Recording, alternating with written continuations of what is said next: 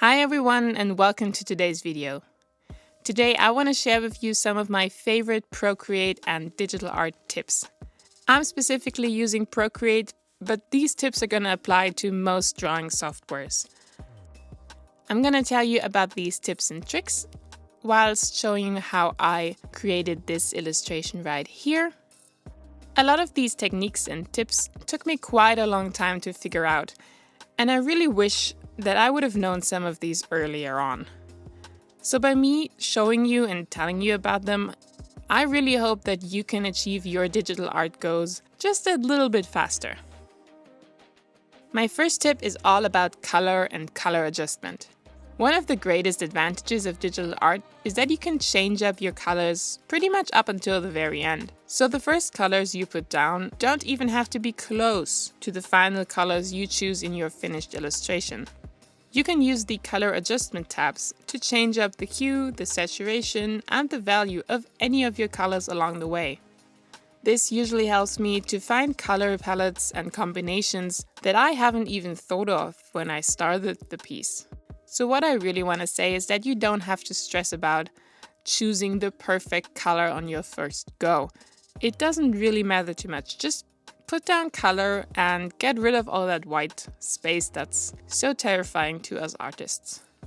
You can always start playing around with your colors until you find something that absolutely works. Procreate has these adjustment tabs right there and up on the left, and they're quite easy to use. You have one that deals with hue, saturation, and value, that means the lightness or darkness of a color, and you have a second one that deals with the tones, where you can adjust the shadows, midtones, and highlights of your layers.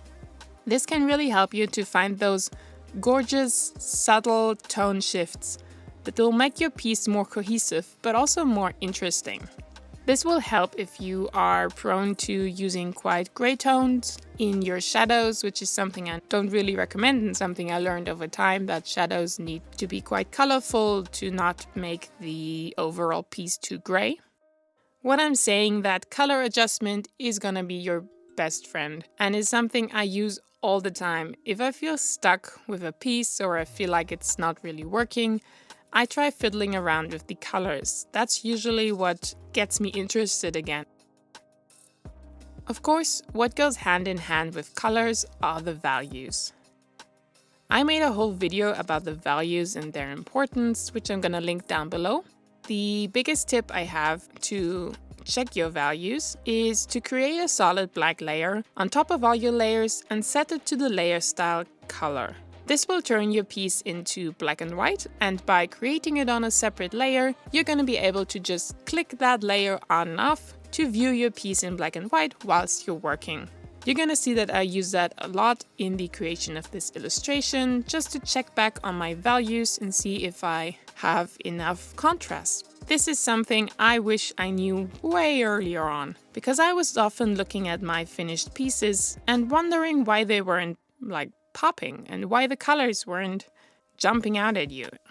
It was usually because even though my colors look different and seem to have a lot of contrast, their values were probably really close together. So they actually didn't have a lot of contrast and therefore didn't give the piece depth and volume. So please check your values. It's gonna make your life so much easier and it's gonna make your illustrations so much better. Next up, we have a small little Procreate specific tip, which is called the alpha lock. But I'm pretty sure that most drawing softwares have something similar to this. I use the alpha lock when I want to change up the color of my line art layer. You can activate the alpha lock on a layer by pulling the layer to the right with 2 fingers, or just choose alpha lock in the layer options. Once you have the alpha lock activated, this means you can now only paint on the existing pixels on this layer. I use this mainly to color in parts of my line art in different colors, or change the color of my line art completely at once. If you fill a layer that has an alpha lock activated with a color, it will only fill the elements on that layer. This is just a little tidbit I wanted to share with you in case you have no idea what alpha lock means or how to use it. Now I want to look at some tips concerning my digital painting process. First one is the opacity of your brush. You are probably already using your favorite brushes at different opacities, but if you're not, this will make painting so much easier for you. The importance of opacity does not apply to all brushes, but it is especially important for the simpler brushes like the ones that I'm using here, which is just the standard Procreate flat brush. Using your brush at, let's say, half the opacity will give you the ability to blend colors on top of each other so much easier and create a really painterly blend instead of using like a blending tool, for example. The way I paint is not that easy to explain. I hope it's more showing in the video. It's just all about color picking adjacent colors and putting them over top of each other at like a lower opacity to get a more blended look in the end. It takes a lot of time and it's a lot of layering. But I hope you can see what I mean and that you might try it out for yourself. My last big tip is using gradients. This is something I don't do all the time, but I really like the effect. I use gradients to get a softer overall shading or a bit of a tone shift in my piece. I use a gradient brush that I found online. There are tons and tons of free Procreate brushes online, and I will have a look if I can find that exact gradient brush or something similar. A soft airbrush kind of brush is gonna work perfectly as well, so don't even worry about getting that specific brush.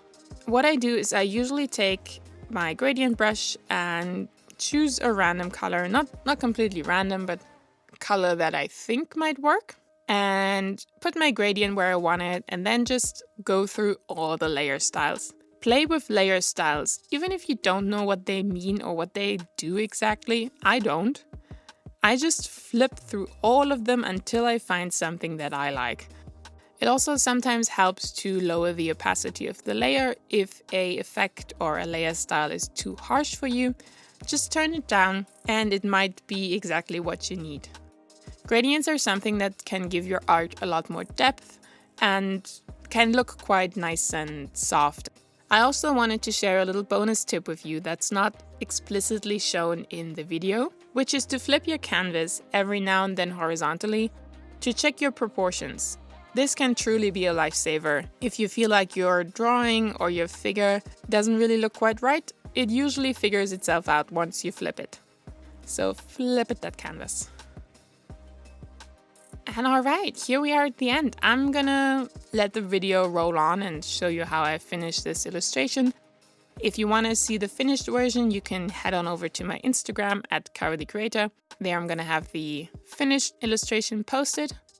If you have any more questions, anything about digital art that I should discuss or that you would like me to talk about, feel free to leave me a comment down below. I would love to hear from you. I wish you all the best in your digital art journey. If you want to show me your digital work, just send them to me over on Instagram. I would love to see them. I really hope those tips were useful to you and you learned something new today. I wish you a very good day and I'll see you soon. Bye bye!